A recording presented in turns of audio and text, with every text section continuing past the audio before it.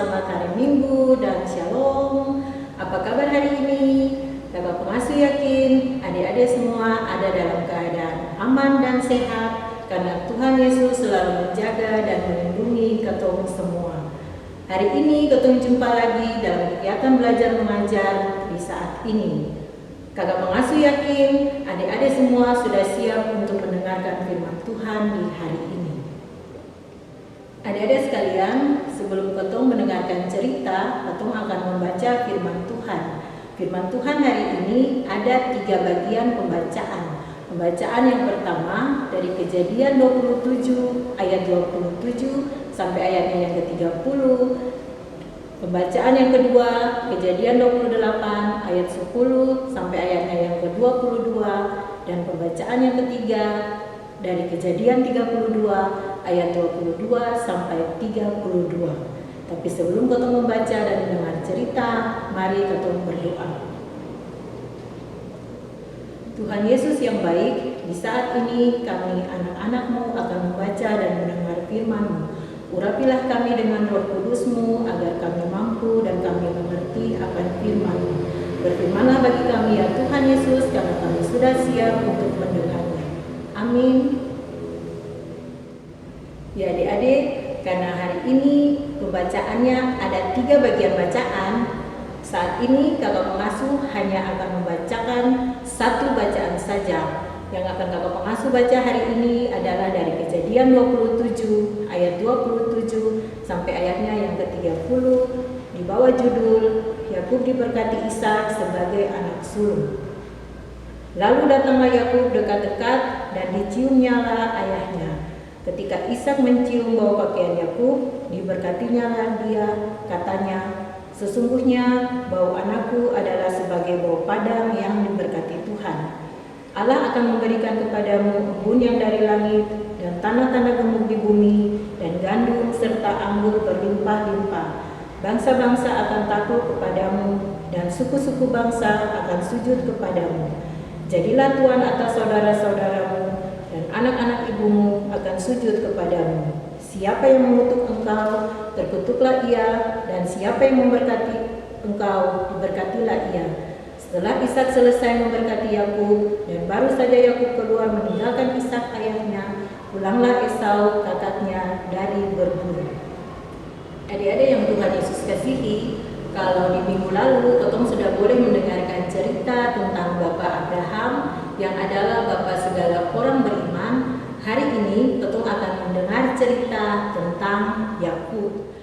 Yakub ini adalah anak dari Bapak Ishak dan Ibu Ribka. Yakub mempunyai seorang saudara kembar yang bernama Esau. Jadi Esau dan Yakub ini adalah saudara kembar, anak dari Bapak Ishak dan Ibu Ribka. Tetapi walaupun mereka kembar, mereka banyak memiliki perbedaan. Mulai dari perbedaan fisik sampai dengan hobi mereka. Kalau Esau hobinya berburu, dia lebih suka tinggal di lapangan yang luas dan badannya berbulu, dan Esau sangat disayangi oleh ayahnya Ishak. Sedangkan Yakub kulitnya licin, dia lebih suka memelihara ternak di rumah, dan ia lebih disayangi oleh Ribka ibunya.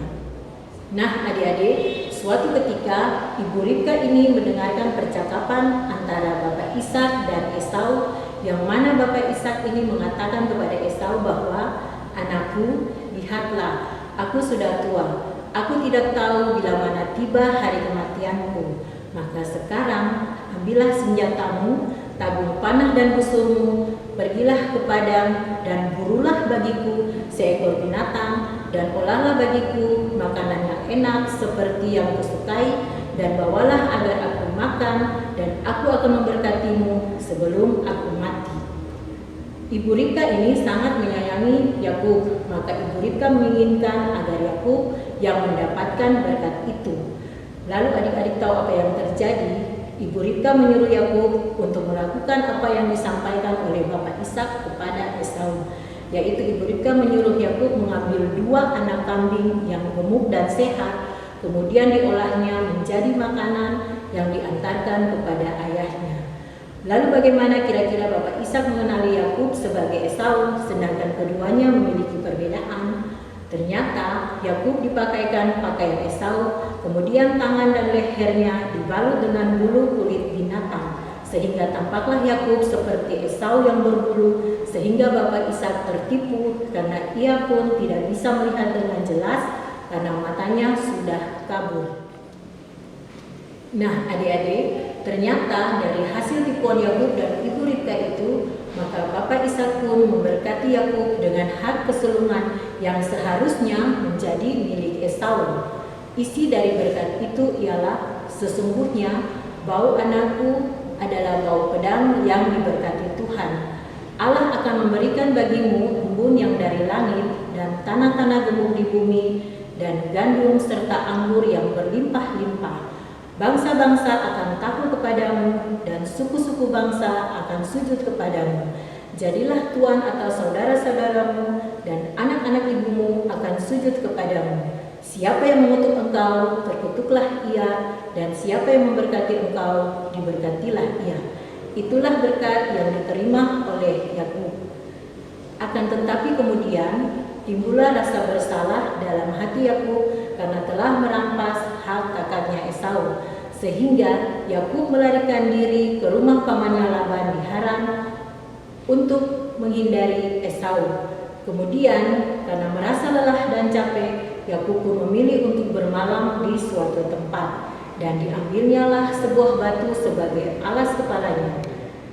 Nah, adik-adik, sementara Yakub beristirahat, ia bermimpi melihat sebuah tangga yang ujungnya sampai ke langit, dan malaikat-malaikat Tuhan turun di tangga itu, dan Allah sendiri berdiri di atasnya dan memberkati Yakub. Katanya, "Akulah Tuhan Allah Abraham, nenekmu, dan Ishak. Tanah tempat engkau berbaring itu akan kuberikan kepadamu dan kepada keturunanmu." Dan tempat itu diberi nama Bet-El, yang berarti rumah Allah, tempat di mana Allah menampakkan diri kepada Yakub. Nah, adik-adik, setelah beberapa tahun kemudian, Yakub pun rindu ingin bertemu dengan kakaknya Esau dan ingin berdamai dengannya. Untuk mengetahui apakah Esau masih marah terhadap Yakub atau tidak, Yakub pun mengirim beberapa orang ke tanah Seir atau Edom, tempat kediaman Esau. Tak lama kemudian mereka kembali dan membawa berita kepada Yakub bahwa Esau sudah datang dengan pasukannya menuju Yakub. Apa yang terjadi, adik-adik? Yakub menjadi takut. Jangan-jangan kakaknya Esau akan menyerang Yakub bersama dengan rombongannya. Maka Yakub pun menyuruh pasukannya untuk menyeberangi sungai Yabok, karena ia takut diserang jika masih ada dalam penyeberangan. Tetapi Yakub sendiri tidak ikut bersama-sama menyeberangi sungai Yabok. Ia tinggal di tempat lain untuk bergumul. Dalam tempat yang sunyi, Yakub berdoa dan meminta pengampunan dari Tuhan. Ia ingin sekali bertemu dengan kakaknya Esau dan memperkenalkan istri dan anaknya. Nah, adik-adik, dalam pergumulan Yakub di tempat yang sunyi itu, tiba-tiba datanglah seorang laki-laki dari kegelapan dan bergulat dengan dia. Siapakah laki-laki itu? Itu pun yang menjadi pertanyaan bagi Yakub. Tetapi lama-kelamaan Yakub pun mengerti bahwa yang bergulat dan memegang dia adalah malaikat Tuhan sendiri. Pergulatan Yakub dengan malaikat Tuhan, akhirnya Yakub lumpuh pada pangkal paha karena dipukul oleh malaikat. Namun ketika fajar menyingsing dan menyongsong pagi, malaikat Tuhan menyerah dan berkata, "Biarkanlah aku pergi karena fajar telah tiba."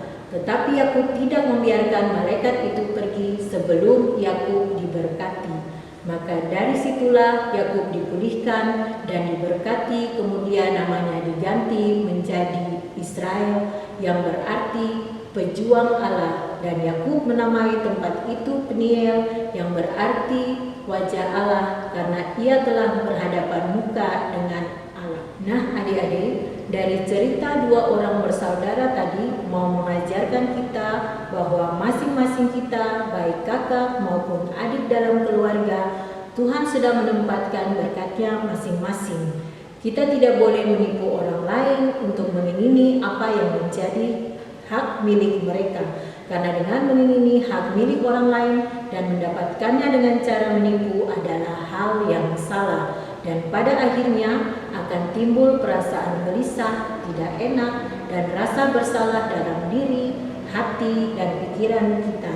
Jika adik-adik melakukan hal demikian, maka harus meminta pengampunan dari Tuhan dan juga orang tersebut agar hati kita dipenuhi rasa damai dan tentram. Jika kita minta pengampunan, maka Tuhan akan memulihkan keadaan kita. Adik-adik pun harus ingat bahwa jika apa yang sudah menjadi kehendak Tuhan, maka apapun yang menjadi milik kita akan tetap menjadi milik kita. Kiranya Tuhan Yesus memberkati kita semua. Adik-adik, untuk menutup ketong pencerita hari ini, mari ketong berdoa syukur dan terima berkat Tuhan. Tuhan Yesus yang baik, terima kasih karena di hari ini kami sudah boleh mendengarkan cerita dari kakak pengasuh kami. Ajarlah kami sebagai anak-anak Tuhan untuk menjadi anak yang dengar-dengaran orang tua, menjadi anak yang takut Tuhan. Sekarang kami mohon berkat-Mu Tuhan, semoga kasih karunia dan damai sejahtera dari Allah Bapa menyertai kami semua hari ini, esok, terus kekal selama-lamanya. Amin. Shalom.